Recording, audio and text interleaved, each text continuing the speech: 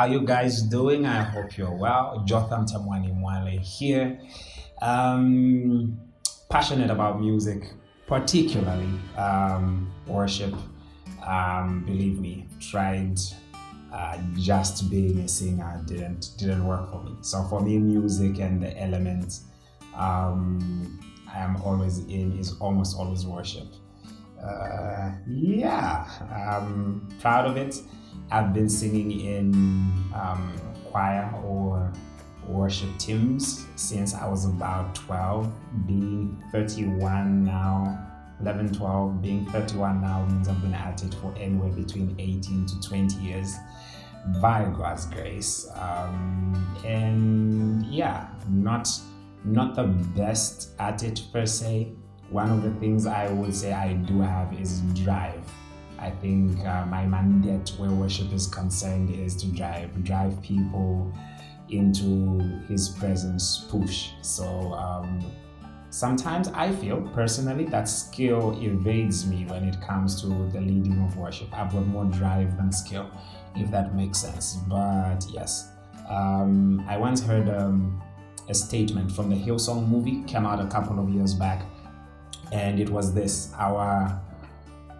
our job description as worship leaders or lead worshipers, which is another term I learned, I'll explain some other time. Our job description is to draw attention to ourselves so that we can draw it away from ourselves and place it on God.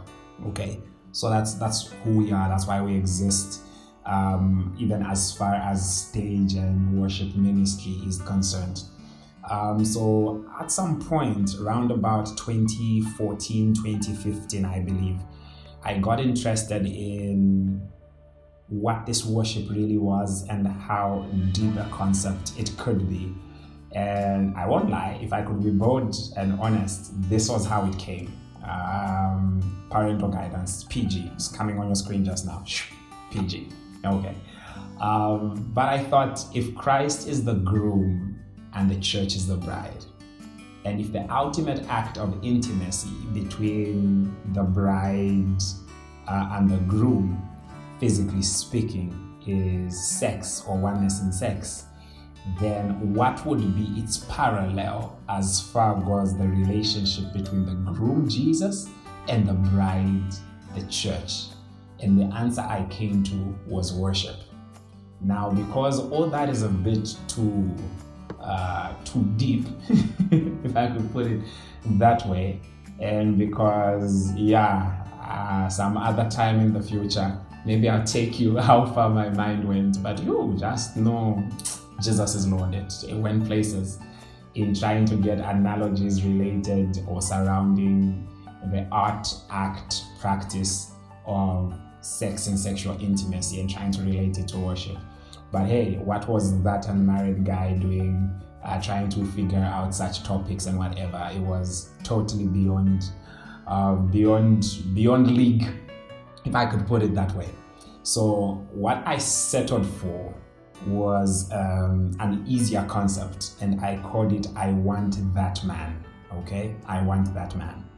I'll explain. So today, if we could title what I'm sharing today, is I would call it She Should Want Your Man.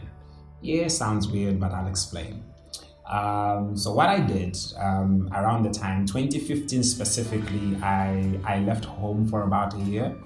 I went for an internship program in Centurion, South Africa. And whilst there, I was literally writing these notes and this supposed book to be with a pen in an actual book. It was handwritten. And one of the ways in which I went about writing it was I would ask people questions like, how would you explain worship to a non-believer? What unique way would you explain worship to a new believer? So my target with the book and with the content really has been new believers and non-believers. So it's not that if you are saved or are already a believer and have been for a while, you will not pick any nuggets from it. But it's that the intended recipient of the content, whom it was meant to mess up the most and hopefully push them towards a change, was the new believer or the non-believer. Why? Thank you for asking.